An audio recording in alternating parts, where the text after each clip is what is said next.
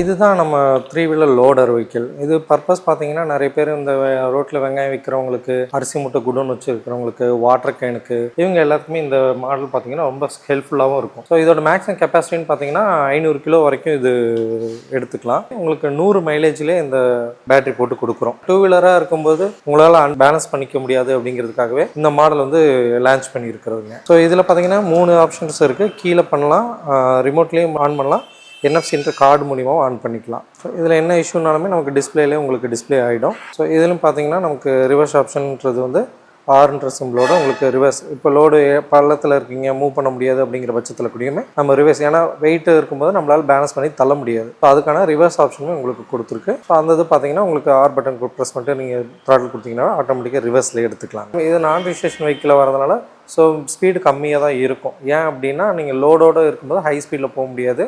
So அந்த இதுக்காக இருக்கும். ஃபஸ்ட் மோடுன்னு பார்த்தீங்கன்னா 20 கிலோமீட்டர்ஸ் இருக்கும். ஸோ செகண்ட் மோடில் வந்து 30, அண்ட் தேர்ட் மோடில் வந்து 40, மேக்ஸிமம் 40 அந்த ரேஞ்சில் தான் இருக்கும்.